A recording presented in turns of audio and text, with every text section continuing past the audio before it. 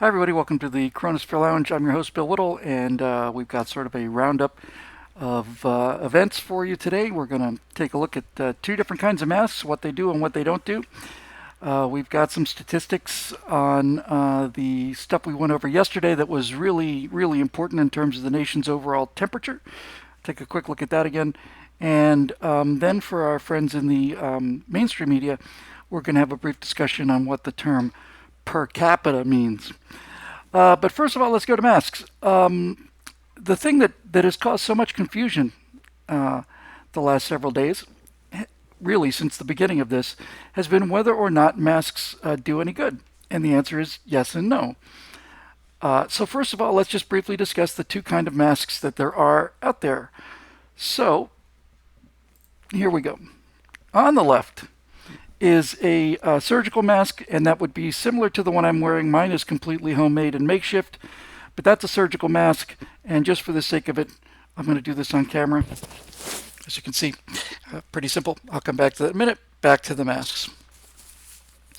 On the left is a surgical mask or any kind of a mask that you might have constructed, or this is the same as putting a towel over your face or anything like that. This mask on the left does not protect you from the virus, but it does protect other people from the virus. The purpose of the mask on the left, the surgical mask, is not to filter out viruses. It's to simply stop you from shedding viruses, is the term, if it turns out that you're positive and not showing symptoms yet.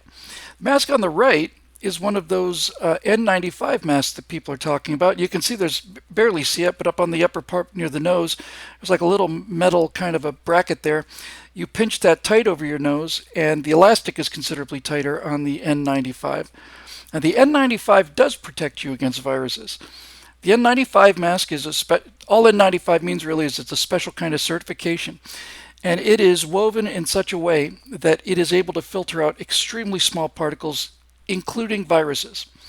So the mask on the left doesn't do you much good at all in terms of not breathing in the virus, pretty much no difference at all. The mask on the right does protect you from breathing in the virus. The people who need the mask on the right, the N95 masks, are the people who are working on the front lines in healthcare, or people who are exposed to large numbers of people. Policemen might be a good example. In fact, I think N95 masks should be prioritized to healthcare, and I think they should go to people who are stocking grocery shelves, and the 7-Eleven guys should have N95 masks, people at the drugstore and so on, because they're exposed to a high virus load every day since they're essential services. Now, the way we can help the people with essential services is for the rest of us to wear some version of the non-N95 mask, the surgical mask on the left. And what that does is it protects other people. It enormously, probably 95%, maybe higher, of the total viruses that you would be shedding if you're positive for COVID-19 and the flu, as we're finding out. That mask on the left can protect people in terms of them not receiving particles from you directly, and perhaps even more important, the mask on the left stops an awful lot of the waterfall of heavy particles that comes out of your mouth and goes down to surfaces like restaurant countertops or checkout counters or anything like that. The reason that we should be wearing masks on the left and not the masks on the right is because the masks on the right, the N95 masks, are hard to come by. And I don't need a mask that filters out the virus for me. I don't go out very often. I only go out for food. I keep a distance. I don't need that kind of mask. And for me to have an N95 mask is overkill. And furthermore, it's a scarce resource, so I'm not gonna, even if I saw a box of them, I wouldn't buy them unless I bought them to distribute out to people who are working in grocery stores and so on, who still seem to be doing a lot of heroic work without that kind of protection. But also, this is the first day that was able to actually wear a mask because I can't find any kind of mask out there, just not available for love or money. So we made one, and before I show you about this one, why don't I just take a moment and spend 30 or 40 seconds with our awesome Surgeon General. You can see this and so on.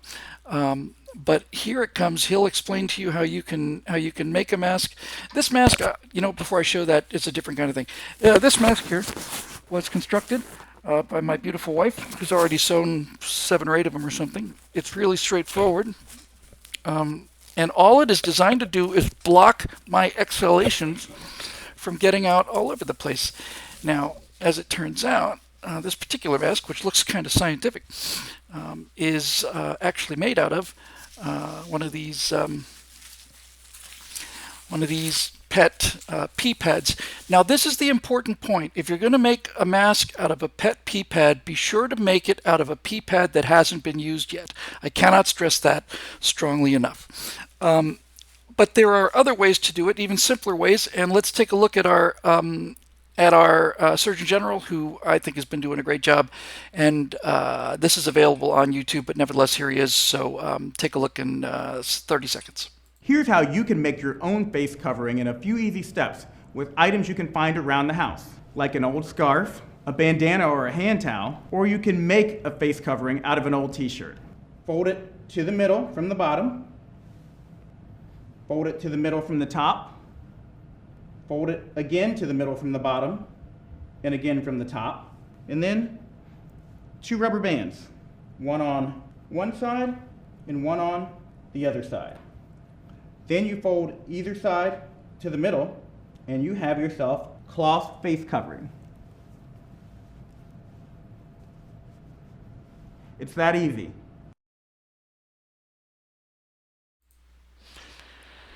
Now, this is the same kind of mask that the Surgeon General just showed off. And I might point out that this mask is made from a Bill Whittle t-shirt. This is a BillWhittle.com t-shirt. And I don't want to say that a BillWhittle.com t-shirt will protect you from the virus more than any other t-shirt.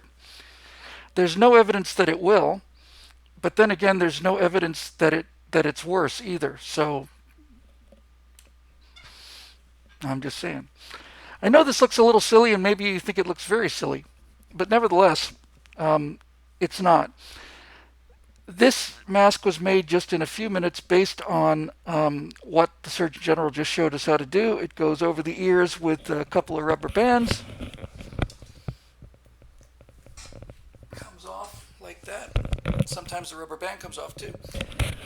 And as I say, BillWhittle.com t-shirts have not been shown to be medically less effective than any other kind of t-shirt in terms of blocking the coronavirus. So I say, why take chances?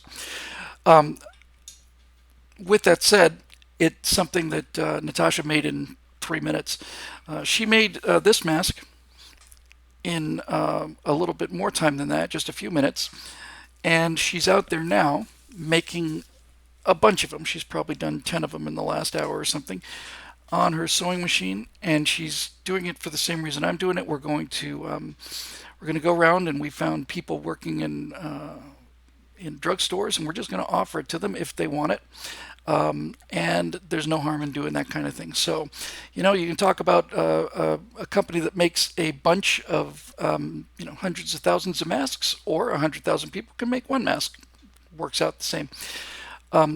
Let me tell you why the masks are important, and I'll show you some actual data, because I know a lot of people think this is silly, and it's not silly. So let's look at some data. I'm not going to go into a lot of detail what I showed you. I talked about this at great length yesterday. If you really want to have some really good news and see what the country's doing in terms of overall health, I'd strongly advise you to check out episode 16 of the CoronaSphere Lounge, which covers what we're about to see in a lot more detail. But here it is. Where did I put it?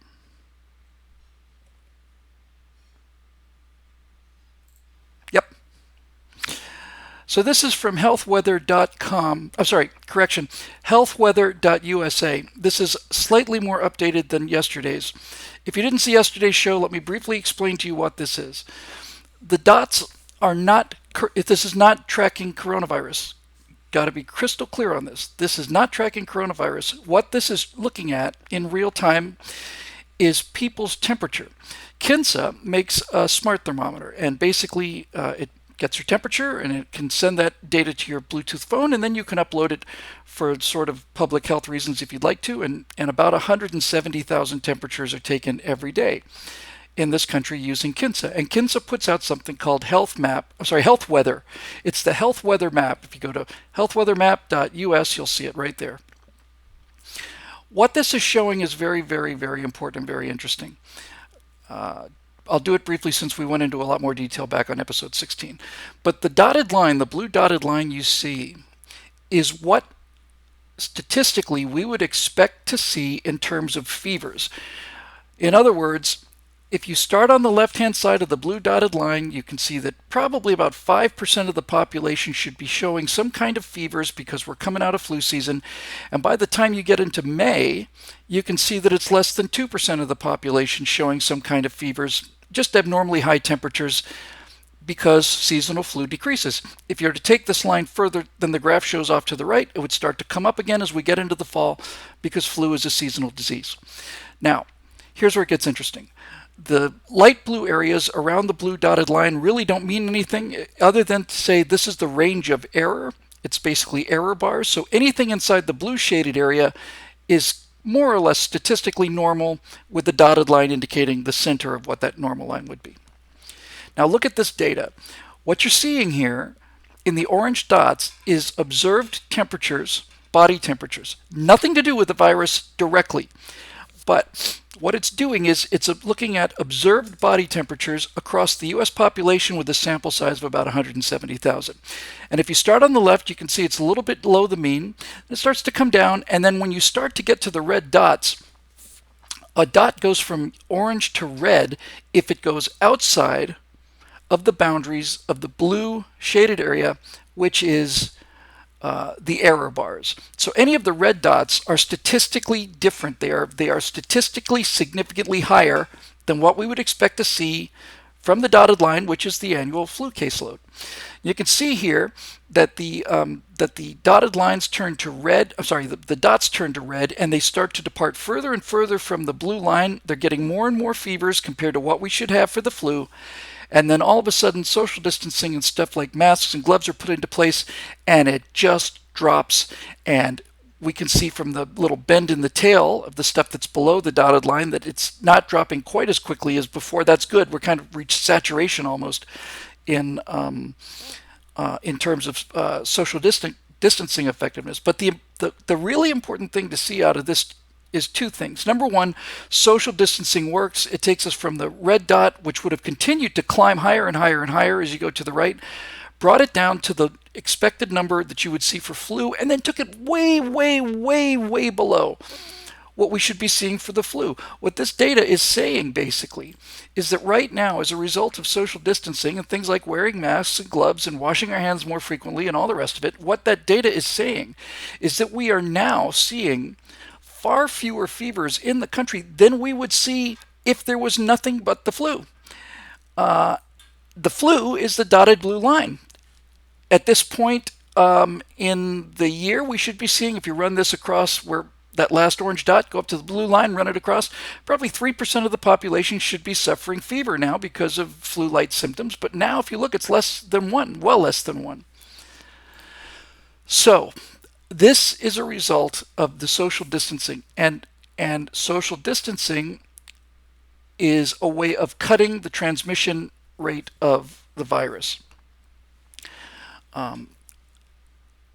And we all want the country to get back to work right away. So the question is, how much of this can we do? How much of severing of those infectiousness connections can we do without actually shutting everything down? And as it turns out, that if you wear a mask and you do the hand washing and the gloves and the hand sanitizer and all the rest of it, that is that's probably an enormous part of the total in terms of staying home.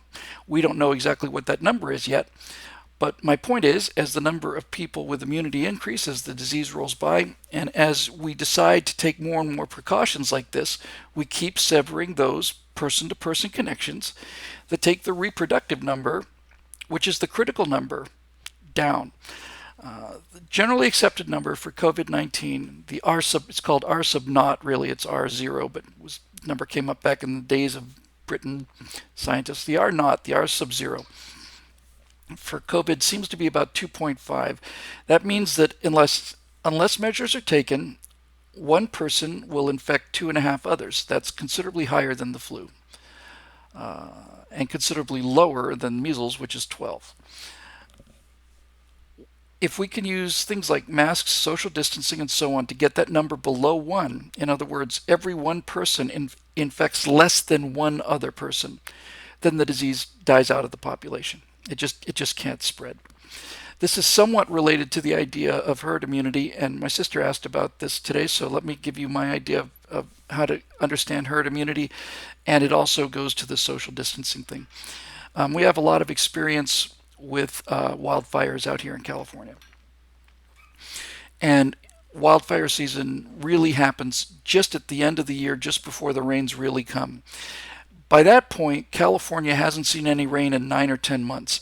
And all of the hillside are covered with these weeds and things like tumbleweeds and bushes. And over the course of the year, they grow very high when it's raining, and then they just dry out, so that by the time that these wildfires start, we have nothing but acres and acres and acres of the perfect kindling. I mean, you can't imagine anything better for starting a spreading a fire than this. It's dense enough to burn really hot, and it's small enough, doesn't like have to, when you put a log on the fire, it takes a while for that thing to burn. The hills here are covered in perfect fire material because it consists of dried out bushes. Now, the idea of immunity and herd immunity and so on, all of this. Imagine a hill full of nothing but dried out bushes, and you put a match in there, and that fire just burns like crazy because there's nothing but fuel. Nothing but fuel. In the case of COVID-19, it's like a hill of dried brush because nobody has immunity to COVID-19. It's the novel coronavirus. We haven't seen it before, so there is no immunity out there to this.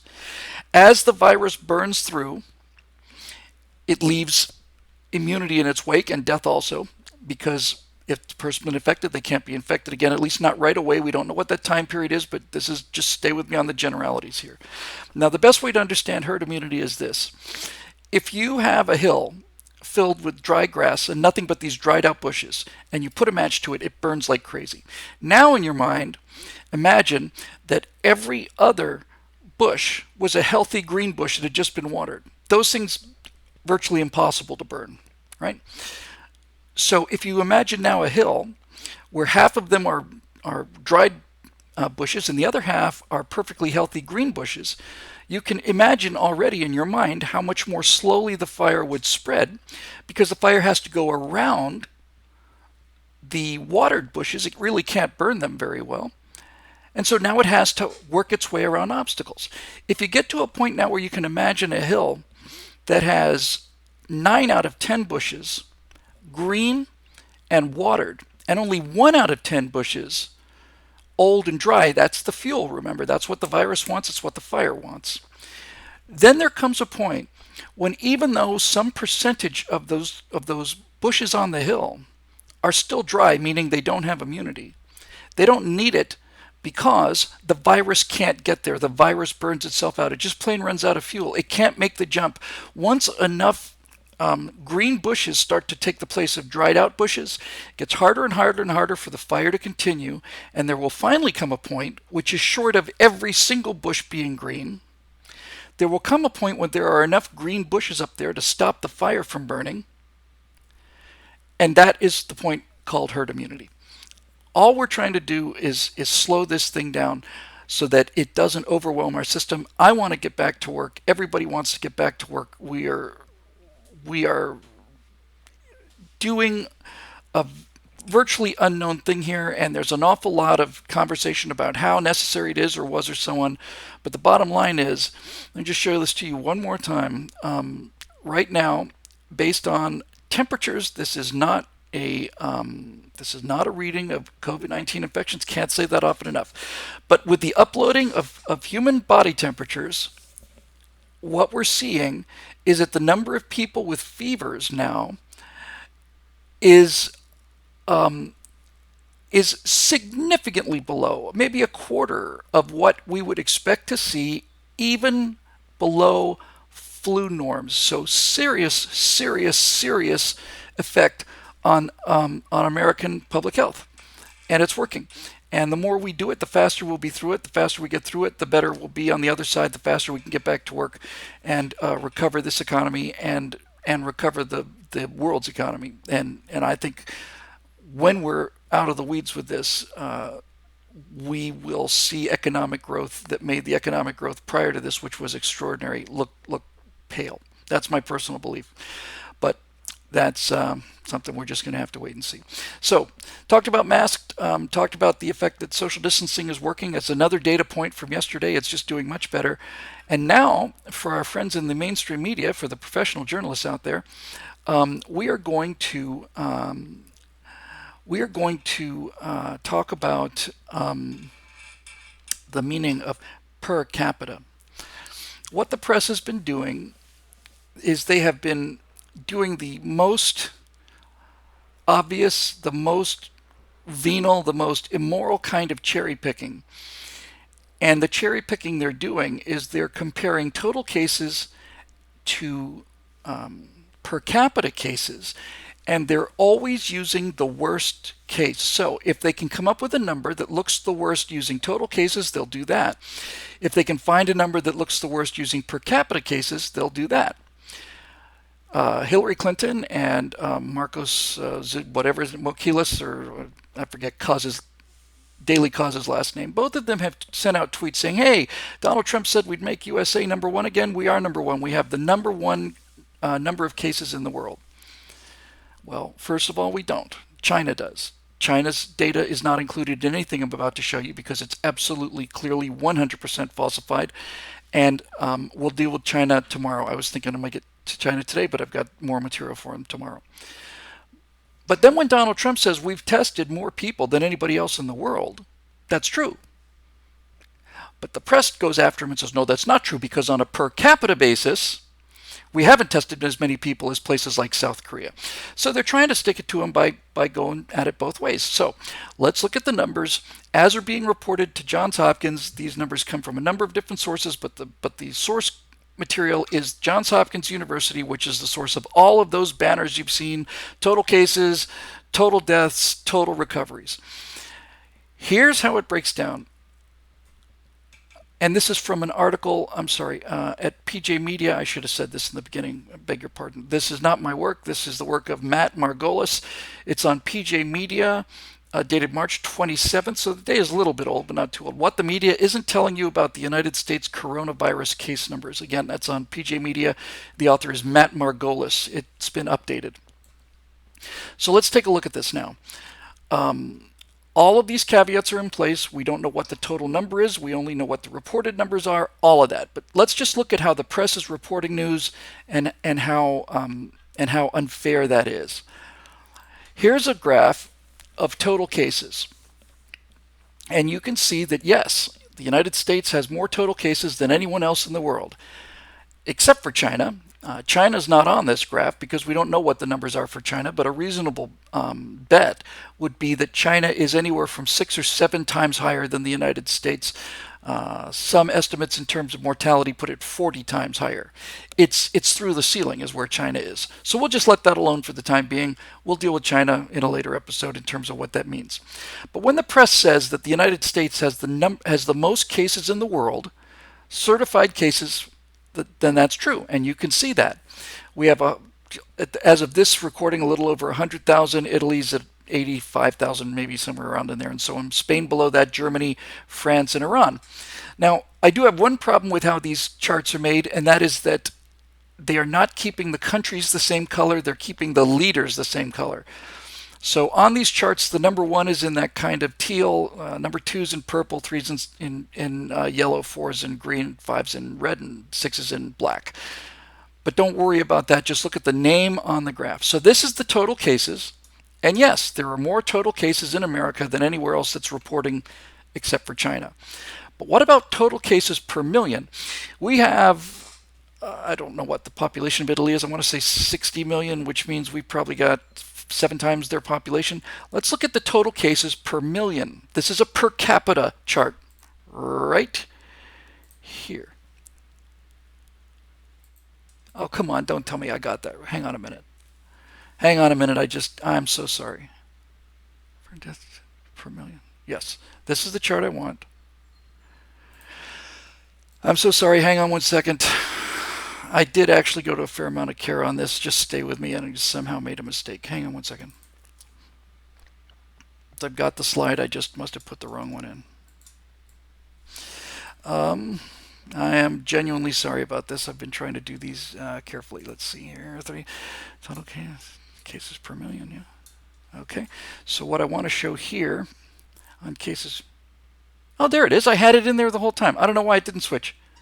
So, nope. Cases. Okay. I am missing a slide. Here it comes. Beg pardon. Bear with me.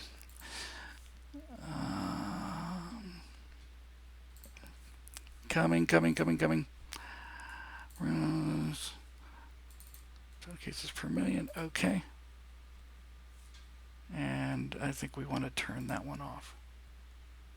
Yes. Okay. Sorry about that. Very sorry about that. I just somehow managed to get the wrong slide copied. So the news is talking about this chart. Total number of cases in the world, aggregate number of people who got sick. But that has nothing to do with population. If you look at how many people in the population are sick, then you get this chart, which is the total number of cases per million. Total confirmed COVID-19 cases per million. Italy is at the top, Spain is second, then Germany, France, Iran, and the United States. We are actually doing better. As far as the available data goes, I have to stress that we still don't know what the testing base is. This is coming from Johns Hopkins University and their ongoing COVID-19 dashboard. On a basis of number of of confirmed cases per million, the U.S. has a much larger. U.S. population may be bigger than the other 5 countries on this list combined. I'm not sure, but nevertheless, it is somewhere on that neighborhood. So to say that we have the largest number of cases compared to Italy, and we have 6 times Italy's population, is just plain silly. Of course we do. China has 4 times our population, 5 maybe. India's got even more than China. India's reporting is not very good for technical reasons. China's reporting is not very good because they're outright lying. But yes, this chart shows the number of people who test positive for COVID-19 per million, and you can see that the United States is at the bottom of these countries in terms of that. So now let's take a look at the one that really matters. Let's look at the total number of deaths per million. How many people have died of COVID-19 per million in the population? And here you go. These are, again, coming from reported cases, but this is a per capita look at deaths. And you can see that the United States and Germany are incredible. They're producing something like 1/8 of what France and Iran are, and they're nowhere near Spain and Italy. Nowhere near. So for those people that are saying, oh, we botched it and we blew it and we're terrible and it's all this and all that, it's all just plain lie. It's just an absolute lie. The United States is doing very, very well on a per capita basis of deaths, doing very, very well on a per capita basis of infections. We'd like all of these numbers to be lower, needless to say, but relative to other countries, that's it. And the information they're giving you is this, which is total cases, which makes sense, doesn't it?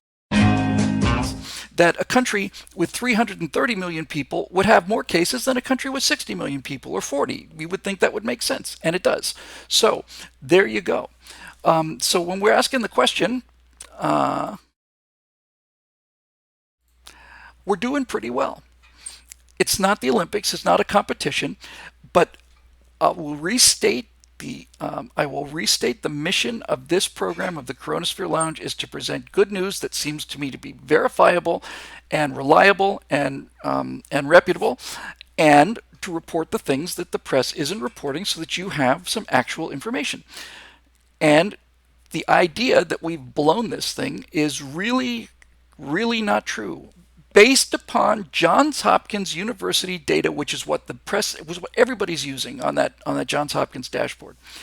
So we'll get into China more tomorrow on tomorrow's show, but what, just as a preamble, I saw a report from Australia with Tim Blair, who's an old blogger who was preceded me back in the day, back in 2003, and I really liked him. Basically, his Australian periodical wrote a story about this, and he got a response. He got an official response from a Chinese official of the Chinese government, lambasting him about using the terms like Wuhan and so on, and saying that there's no evidence that the virus came out of China, that there's no evidence that it started here, and you're we, and even if there was, this is like pretty much a direct quote. Even if it did start here, we think the U.S. military brought it to Wuhan and let it out of a box. But even so, here in China, we only have 3,000 deaths out of a billion 400 million people, and the guy from the Chinese government literally quotes verbatim and says it's an indication of how superior the Chinese communist system is, and people like Hillary Clinton and Marcos buy into that because they want to, but it's not true. And so we'll be talking about China tomorrow. As for today, wear a mask when you go out. Remember, unless we're talking about an N95 mask, the mask does not protect you from the virus. If I have a chance, I'm going to put on my mask. I'm going to write in Sharpie. I'm going to say, this is not for me. This is for you. This is not for my protection. I'm not filtering viruses out as I breathe in. It's for your protection because I'm cutting by 90%, 95% the total number of aerosols that I'd be emitting. And if I'm asymptomatic, if I'm positive for COVID-19, but I'm not knowing any symptoms yet, I'm actually doing a great deal to reduce that. And one more time, look at that. That's fever. That's not COVID-19 cases. Those are abnormally high body temperatures, as reported by the Kinsa smart thermometers with a database set of about 170,000 and so on. That'll do it for this edition of the CoronaSphere Lounge, made possible by our friends who have been members here at BillWhittle.com, who have been determined to keep this message coming out, and hopeful message and reliable message based on as much fact as we can get. If I'm wrong about something, I'll admit it and apologize. But all of this stuff, I put a fair amount of detail, I put a lot of care and detail into. This is important. This is not just a political opinion, got to be right about this. So, I understand everybody's undergoing hardship. I understand everybody's itching to get back to work. Me too. As we discussed a couple of episodes, no one's really had the discussion that we need to have, which is at what point do we take extra losses in terms of lives because we simply cannot, the economy cannot take any more of a beating. I don't know what that point is. Hopefully it will come significantly after we reach peak cases. Today, as we record this, is the 5th of April. Peak cases for New York are expected to be April 9th. And the reason New York and Louisiana, I think on the 10th, are leading is because they've got the biggest number of cases. In other words, New York and New Orleans, Louisiana, are peaking first because they've got the highest curve. The flatter the curve, the longer it stretches out.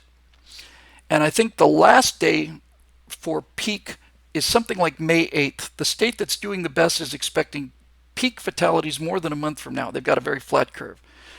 But as the Surgeon General said, I think it was the Surgeon General said, this next week's going to be Pearl Harbor. This next week is going to be tough because the cases continue to grow. And exponentially, we all we know is that it'd be worse if we weren't doing this. We don't know how much worse yet, but it would be a lot worse if you look at that graph I showed you a minute ago. So this next week, folks, is going to be the time that tries men's and women's souls. And what I wanted to do today was I wanted to make sure that you don't go into this coming week thinking that we blew it, we botched it. Their fault, our fault, your fault, it's Trump's fault, it's Pelosi's fault. In terms of the per capita number of deaths, we are doing extremely well. Hate to put it in those kind of terms. Like I said, it's not the Olympics, but since people are trying to convince you that we botched it, it's just not true. So let's all just pull together and let's say some prayers for our countrymen who are going to be going through some tough times now. And the the only thing that's good about April 9th is that, according to projections, the number of people who get sick every day should start decreasing. You can die just as easily on the back side of that curve as you can on the front. It doesn't mean it's time to release the social distancing. People who understand this much better than I do are advising the president on a daily basis, and the president has to make a decision based on not just the total number of lives saved. He has to look at the economy, and as we discussed before, he's got to find that sweet spot, which is the least damaging pathway from minimum economic damage to minimum deaths. These are two extremes, and somewhere in there is where he's trying to go. And I think we're doing really well, and I think we should be proud of ourselves. So I'm wearing a mask every time I go outside from now on, and you should too. Search for Surgeon General Mask if you want on YouTube. Show you how to make them again. And keep up the good works, folks. Keep up the good work. That is not a a fluke. And just one more time, understand that it's not just below the blue line. The blue line is just flu. If we weren't doing anything, those red dots would be much, much higher. They'd be up probably damn near where the lettering is. So it's not just we've dropped it below the flu line. That COVID-19 red dots would have been a climbing as we move to the right. So we got a lot to be proud of. We got a lot to be thankful for. We got a lot of work left to do. And we got a lot of thanks to give to our members at BillWhittle.com for making the show possible. I'm your host, Bill Whittle. Be careful out there. We'll see you tomorrow for the CoronaSphere Lounge. And buckle up, folks. This is where we're going to really determine what we're made out of, but I already know the answer to that question, and I'm not worried. We'll see you tomorrow.